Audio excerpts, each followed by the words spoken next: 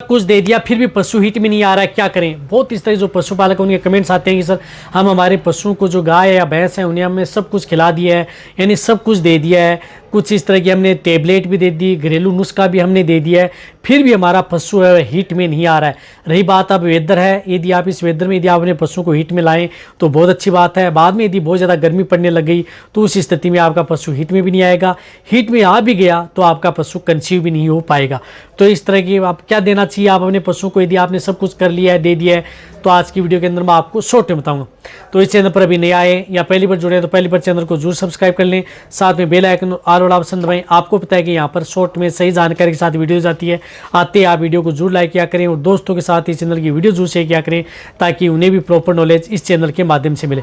देखो, यदि आपका पशु हीट में नहीं आ पा रहा है, आपने घरेलू नुस्खा भी दे लिया, यानी घरेलू चीज़ें भी दे दी है, बाजरा है, मेथी है, अजवाइन है, अदर हल्दी है, उन सभी का यदि आपने उपयोग कर लिया फिर भी यदि आपका पशु हीट में नहीं आ पा रहा है, या कुछ इस तरह की जो टेबलेट दवा, जिस प्रकार से कुछ इस तरह की जो मेडिसिन है, जो कुछ इस तरह के किट हैं, या कुछ इस तरह के जो पाउडर हैं जो हीट में लाने वाले, वह भी आप अपने पशु को दे दिए, फिर भी यदि आपका पशु हीट में नहीं आ पा रहा है तो उस स्थिति में आपको क्या करना चाहिए कि आपके पास यदि नज़दीक यदि वेटेरियन है तो आप उनसे बुलाएं और उनसे संपर्क करें। उनसे क्या करना है कि आप तो एक तो ओवेरियन मसाज करानी है, यानी ओवेरी की मसाज आपको अच्छी तरह से करानी है। कई बार क्या होता है कि आप मसाज नहीं करा पाते हैं तो उसकी वजह से कई बार पशु हीट में नहीं आ पाता है, तो आप उन पशुओं की ओवेरियन मसाज कराएं, उसकी वजह से भी कई बार क्या होता है कि पशु आसानी से हीट में आ जाता है। जब भी यदि पशु की ओवेरियन मसाज कराते हैं तो उनके साथ हीट में लाने वाला एक इंजेक्शन है वह आप अपने वेटेरियन से आप अपने पशुओं को लगवा लें। तो हीट में लाने के लिए बहुत इस तरह के इंजेक्शन आते हैं, बहुत इस तरह के हार्मोनल इंजेक्शन आते हैं,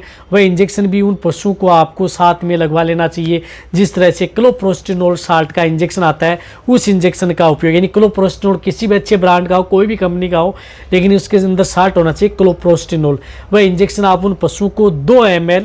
एक तो आपको सबसे पहले क्या करनी है कि ओवेरियन मसाज करवानी है, साथ में तभी आप उन पशुओं को ये 2 ml इंजेक्शन इंट्रामस्कुलर आप अपने वेटेरियन से उन पशुओं को लगवा लेना है। ये जैसे आपने मसाज की, इंजेक्शन लगाया, तो इसके लगाने के बाद में आपका पशु 72 घंटे के भीतर आपका पशु हीट में आ जाता है। यदि 72 घंटे के भीतर यदि आपका पशु हीट में नहीं आ पाता है तो फिर भी आप अपने को 10 दिन का वेट करना है, यानी 10 दिन का वेट करें, क्योंकि 10 दिन के भीतर आपका पशु जरूर हीट में आ जाएगा। तो जब भी यदि आप अपने पशुओं को यदि हीट में लाना है, इस स्थिति में जब पशु हीट में आएगा तो आपका पशु समय पर कंसीव भी होगा। तो क्या करना है कि सब कुछ यदि कर लिया है तो आप अपने वेटेरियन की सलाह जरूर लें। यदि आप उनकी सलाह नहीं लेंगे, ओवेरियन मसाज नहीं करा पाएंगे, कई बार क्या होता है कि उसके अंदर मसाज नहीं करा पाते, या कई इस तरह के जो सिस्ट हैं वो बने हुए होते हैं, या प्रॉपर यदि आपका पशु हीट में नहीं आ पाता है तो वहाँ पर आप उस तरह की स्थिति में ये इंजेक्शन साथ में लगाए जाते हैं। और कई बार यदि दिक्कत थोड़ी ज़्यादा होती है तो वहाँ पर आपको इस इंजेक्शन के साथ अदर इंजेक्शन भी हार्मोनल है वह भी पशु में लगाए जाते हैं। कुछ इस तरह की जो विटामिन टॉनिक के इंजेक्शन है वह भी साथ में आपका वेटेरियन दिलाता है। लेकिन ये आपको ज़रूर करना है यदि आपने ज़्यादा समय निकाल दिया। यदि आप और भी ज़्यादा समय निकालेंगे तो ये देख लेना चाहिए कि आप अपने पशुओं में समय निकालते रहेंगे, फिर भी आपका पशु हीट में नहीं आ पाएगा। इससे जब भी यदि पशु हीट में आता है तो आपका पशु कंसीव भी होगा, यानी कंसीव होगा, गर्भ धारण भी आपका पशु आसानी से करेगा। तो आप इस तरह से आप अपने पशु को कम समय में आप हीट में ला सकते हैं। तो वीडियो जितना होता है, जितने भी जो पशुपालक हैं या वेटेरियन उन सभी के साथ ये वीडियो शेयर करें। इसी तरह से आप मेरी वीडियो देखते रहें। थैंक्स, धन्यवाद।